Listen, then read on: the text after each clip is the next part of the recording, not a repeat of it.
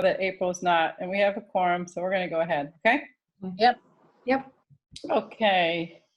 Actually, let me get back to the agenda, sorry, so I can have the meeting number in front of me. All right. We're not going to be joined by Bill or Allison, so it'll just be us, okay? Okay. Okay, Mike, we're ready. You're good to go. Okay, good evening. I'd like to open the 24th meeting of fiscal year 2020 of the Milton Planning Board. I am Cheryl Tagayas, the chair. Denny Swinson, secretary. Kathleen O'Donnell, member. Okay, this meeting is being recorded and will be available on Milton Access TV's website. The meeting ID, it's a Zoom platform, and a meeting ID and password are on the agenda, which is available on the town websites under public meetings. This meeting is being conducted pursuant to the executive order dated March 12th, 2020, suspending certain provisions of the open meeting law, general law, chapter 30A, chapter 20, etc. I don't know what all those symbols actually mean. So our next meeting dates are our regularly scheduled meeting of June 11th and June 25th. Also for July, the 9th and the 23rd. Town meeting on June 15th and special town meeting on July 28th. I don't see anyone joining us besides Julia, so there will be no one with us for citizen speak. We really only have one item to address on the agenda tonight. We won't address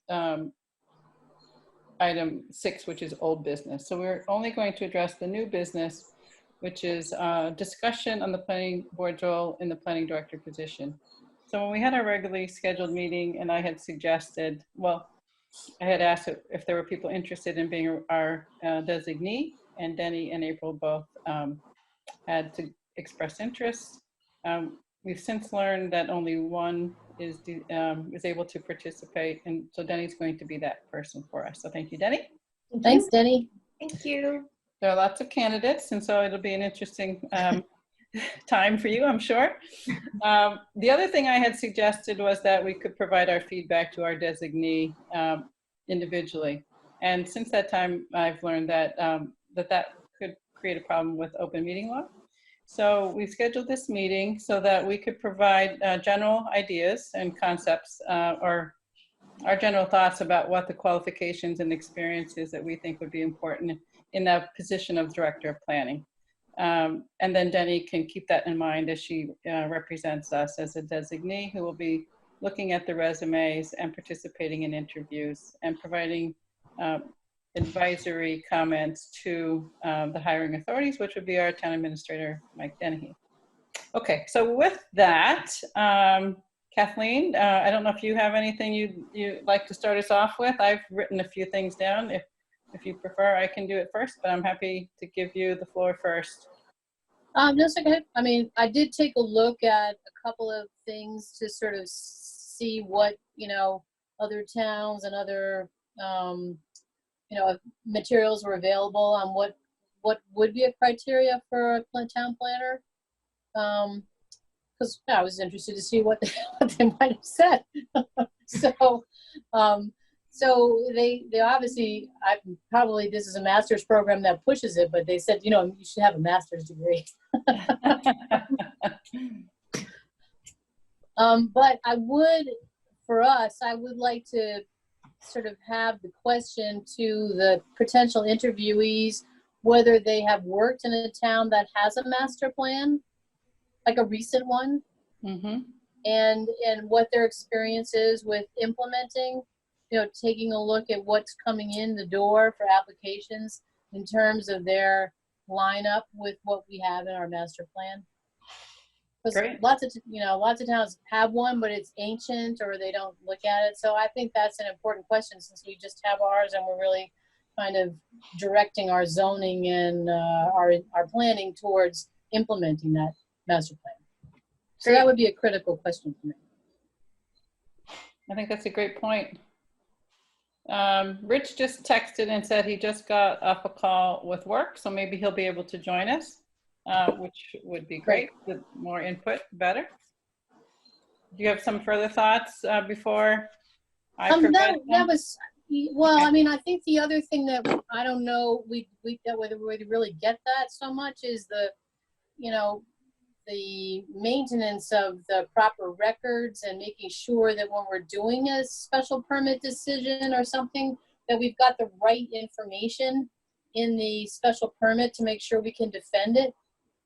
You know, the issue when I look at cases, when I do that, you know, that's the Southern New England Planners Association, when I do the case law stuff, it's always a planning board or a zoning board falling down because the findings aren't adequate. So I don't know. I mean, I haven't been on the board long enough, like you and Denny, to know who does those drafts of those special permits. I know that listening to the SJC, I mean, to the appeals court argument on the Johanning appeal of the special permit for the nursery, that, you know, the judge had some questions about, well, what did the board look at, and, you know, what was their thinking. And so I'd like to find out whether the potential candidate has experience drafting sort of defensible decisions. Okay. And that would be it. I mean, Okay. I mean, actually, that was, sorry, I'm just looking at my text from Rich. That was one of the things that I had on my list as well, was being able to draft decisions. To answer really part of your question, Kathleen, is that sometimes the attorneys for the applicants have drafted the decisions as our starting point. which is fine, Which is fine, but it would, it would be helpful, I think, to have that starting point come from staff, if that's possible. And along the same lines with that, I think drafting zoning, because sometimes we try and do that ourselves, or sometimes we hire a consultant like Metropolitan Area Planning Council. But if we can have staff be able to lead that initial effort, that might be beneficial too. Mm-hmm. Just if funds become tight for hiring consultants, or the planning boards in the future don't have experience writing zoning, it could be beneficial to have that as a quality that the director of planning has. So along the same lines that you were thinking in terms of the master plan, I had a top of my list is believe in the benefit of and be an advocate for proactive planning. So really being out and leading that for the town to say that, why is it beneficial for us to plan ahead? And, a lot of that really, in my mind, has to do with, we react a lot to developer applications, particularly the 40B. So if we can kind of get ahead of it and anticipate it, I think that would be beneficial. And along the same lines really is to have a belief in and advocate for and try and be creative in figuring out how Milton can address this shortage of affordable housing. So, what kind of experience does a person have in that, in terms of how do we make progress? And because I think a lot of it is a leadership way, like, it's education of the citizens and town administration and other elected bodies, and how we can all work together to achieve goals there.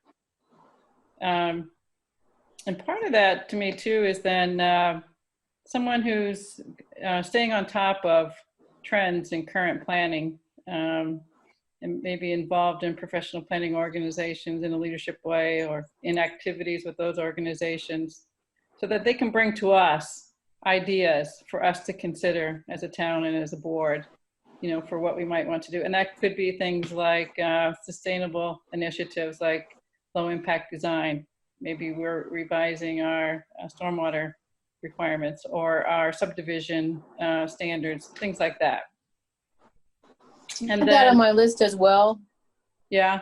To make sure that they had some plan for continuing legal education, networking, hearing what's happening, other towns, other new thoughts on solving old problems would be good. Right. Because if they've been involved in all of that, they may have some good resources, Yeah, for us. yeah. That we can steal. Right, exactly. We don't need to reinvent the wheel all the time, right? Another thing I think is important is really an ability to communicate with diverse audiences. So, we as a planning board, applicants, residents, people who don't know what planning is or why we do it. And, maybe even get out and engage with the public on a regular basis. Like Boston has a meet the planner or a coffee with the planner kinds of initiatives, where they can kind of just be available to talk to people about what does it mean to be involved in planning. And then really just something I think that's probably a given, but depending upon where they've worked, Massachusetts law, a familiarity with Massachusetts law regarding the subdivision control law, so that they can guide the board in what our responsibilities are when we get a site plan application or a subdivision application or approval not required. Really help the board say this is what we can focus on and this is what we should focus on. Really give us a good solid staff kind of review of that application to help guide us so that we're efficient with our use of our time.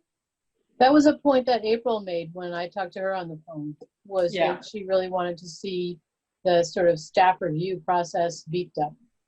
Okay, well, I'm glad she was able to give you that since she was unable to join us at this time of day, today in particular. So those are my thoughts. I don't know, Denny, if you're able to capture all of these things so quickly, but I see you furiously taking notes. Yeah. I can send you mine. I But did it's recorded, so you write can them always up. watch it again.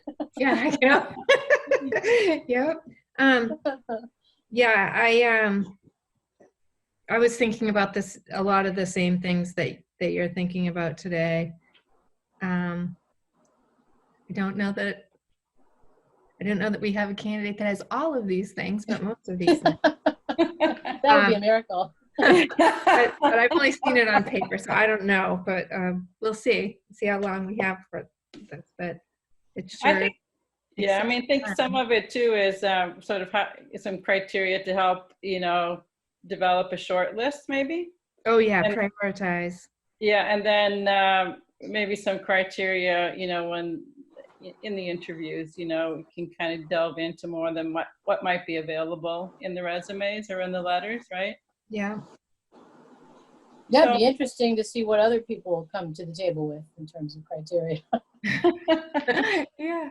Yeah, I think I'm sure that the administration, the town employees will have their own thoughts about it too, which may have different priorities, than the board. But from and this I think is really from our perspective as the planning board, and the planning board's role in planning and having developed the master plan and in reviewing applications and so forth.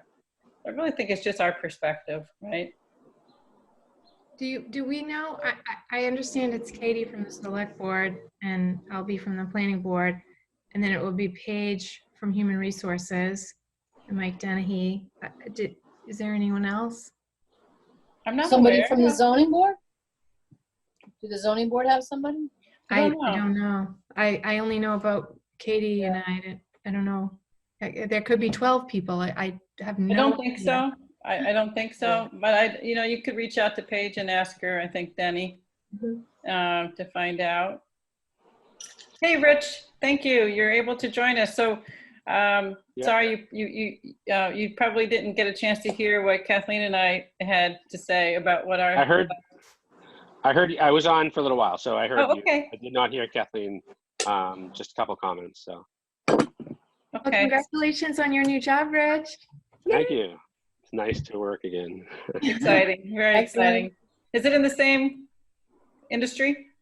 Yeah, I'm actually really excited about it. I mean, if there's ever a silver lining to a global pandemic, I got a good job out of it.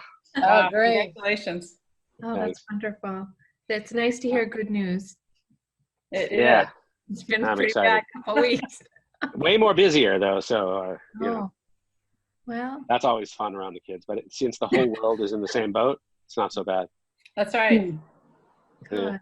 So, Rich, do you have some thoughts that you would like to share with Denny about the qualifications or characteristics you'd like to see in the director of planning person? Yeah. And so for what it's worth, I mean, I heard what you had said, Cheryl, and I mean, I agree with all of it. I mean, it all makes a lot of sense. The only thing I would add, and it's the hot one for me these days. And so I'll even spin it as, I feel like what I'm about to say is, it's kind of like it helps in all of the other things that we're thinking about. And so I feel like we really need somebody that's really good at, you know, for lack of a better term, taking the town along for the ride on things, knowing when to reach out to, you know, different departments or different neighborhoods or to the different boards, and just, you know, the outreach, you know, and, you know, just, you know, looking back from like the time on the warrant committee and time here, I just feel like some things that might not, and this isn't just the planning board, but things that might have gone better, in my opinion, is just, you know, because maybe different neighborhoods or different folks just didn't understand what somebody was trying to do or didn't appreciate it.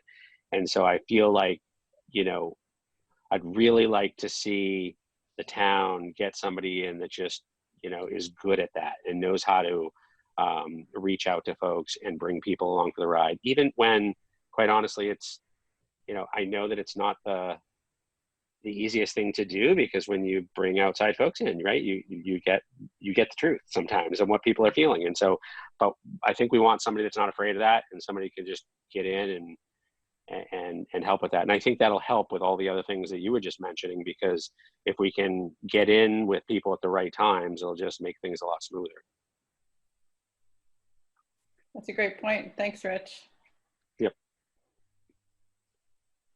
So on another thing just to report is that Denny won't be able to come back and report to us about the process along the way.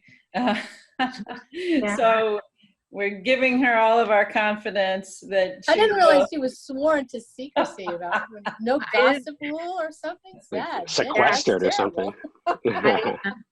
It was kind of good that Cheryl had actually checked on something, because I was ready to come back to the next meeting and tell you everything. And I don't know what would have happened, but I was all ready to take my notes, and so at least we nixed that. Didn't even occur to me that would be a open meeting law thing. So I trust. Yeah, there's open meeting law, and then there's the personnel matters, which lie at the responsibility of the town administrator. So we're grateful for having an opportunity to have a designee who can express our concern, our thoughts for us through that process. So, so Denny, thank you for taking the time to do it, and we hope it goes well. Anybody have any other comments, or did any have any questions for us? No other to say thank you to Denny for reading all those resumes. Oh my God. Yeah, it'll be a learning experience. That's fun. Yeah, I'm sure you wanted one of those. Yeah. I don't know how long we have. I don't know anything yet. But given, I think we really want a lot of good things. So it might take a while, but I'm willing to spend as long as it takes to get the best candidate we can. So yeah. Thanks, Jenny. Yeah. Thank you. Yeah, it's important. Yeah, I mean, quite honestly, I mean, I haven't heard an industry yet that hasn't been affected, right, by the world we live in today. So I literally have no thoughts on how this is going to go, but it'll be interesting to see, like, you know, what kind of questions that, you know, might come out of that. I mean, I would imagine kind of like, I think what you were talking about, Cheryl and Kathleen, about, you know, working with other towns or learning from other people. I mean, I'm sure we're going to learn a lot from like some of the bigger cities like Boston and things like that on how they're dealing with or how they're going about certain things. So it'll be interesting to see, you know, who comes with what experience or what networks Yeah. and all that sort of stuff. Yeah, I mean, I think there's just a lot of learning as we go from a lot of, you know, I've trying to, it can be busier than ever trying to keep up with just what opportunities there are to learn from people right now. There's lots of webinars, there's just lots of information. It's really pretty interesting when people are, you know, really trying to understand.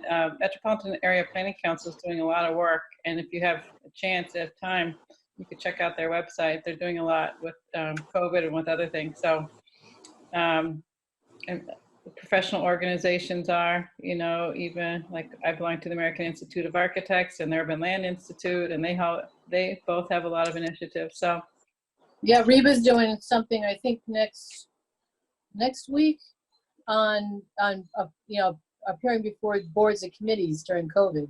So well, I'm you sitting know, in on that just to see what they say. well, Yeah. the Massachusetts chapter of the American Institute of Architects has sent out a survey. They want to provide data to the state legislature on what cities and towns are doing relative to their public meetings and if projects are moving along, and whether boards are meeting, experience of architects of whether boards are meeting, and moving along on applications. And I will say that the City of Boston is still not taking applications in the Boston Planning and Development Agency. Really? Yeah, because I just submitted a small project application on behalf of a client and got an email today from the project manager saying that they will look at it informally, but they're still not accepting applications, and that he would let me know when they are. Yeah. Well, So yeah. impact on, you know, industries, obviously, that's an impact to the architectural industry, but there's, you know, all sorts of impact all around. Yeah, absolutely. Yeah, the other one will be not only you looking at it from that angle, it's along with what I was saying before about keeping, you know, the town outreach, things like that. I don't know. I mean, that's got to be hard, you know, as we move forward, because it's not as easy to say, hey, let's go meet with this neighborhood group, or let's have a meeting here, or let's have a great open discussion about this or that. So all the things that, like, over the last year or so that I know we've all talked about, like, oh, wouldn't it be nice if we did something on weekends where we had folks come in from different areas? I mean, those things right now are pretty much like could never happen, but who knows, in the future, obviously that'll change, but it's how do we get to the future and still make sure that folks are feeling like they're heard. Well, you know, there's interesting, I've seen the virtual charrette, you know, where it was kind of a planning charrette. It was done out in one of the Western states, but they had some online tools to get people prepared for that virtual charrette. So it's interesting. People are developing new tools to try and make things happen so that the whole economy doesn't screech to a halt for 2 years, you know, or whatever Right. it takes to get a vaccine and and treatment. So it is interesting, the tools that become available. But part of the reason, obviously, is the technology gap that might exist, internet gap that might exist in certain places that Boston's concerned about making sure that they can reach all of the community members who might participate in public meetings, which is a concern, you know, we've talked about as well.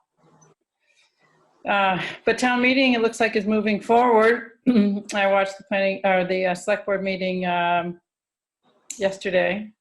And We have a training session that starts at 6. You do from today? Our precinct. Yeah. My precinct is on Monday. So I heard, though, in watching that meeting, that it has been going very well in terms of training. So people have been happy with the training. So. Cool. I'm bringing out my needlepoint if I get bored. That's the good thing about I can't see about you. COVID-19. Actually, I bring my needlepoint to town meeting as well. From committing murder or suicide. You have, one last thing I'd like to say is that our agenda for next week on the 11th is going to be pretty full. And so I'm going to ask Allison and Bill to make sure we have everything that we need as far in advance. You know, I think you all received some information from Wolcott Woods. So if we can review everything as much as possible beforehand, it will help us with our packed agenda, okay? Okay. If there's nothing else, I know that there's a number of other meetings that Michael needs to get to with Milton Access TV. And I myself, I'm going to go down and participate in the stand out on the Blue Hills Parkway. So that starts. Good. I'm going to get training. We all have important things we're going to go off to do, right? And then I have to go in another one about how we're going to do choral singing with COVID, which is apparently a huge, huge, huge issue. Wow, Not, you need to not be possible. together. Yeah, I know. The arts, music, dance, Yeah. theater. It's really. It's terrible. It's terrible. Yeah. So, here we are. All right. Yep. Well, thank you, everyone. Congratulations, Rich. Everything. Thanks, Denny. Okay. Thanks. Thank you. All right. So All I right. need a motion to adjourn, someone. I will Motion move to adjourned. adjourn. Which will give it to Second. you. And we'll give you the second, Kathleen. Yep. All right. We do a roll call vote. Oh. Cheryl Tagayas, yes.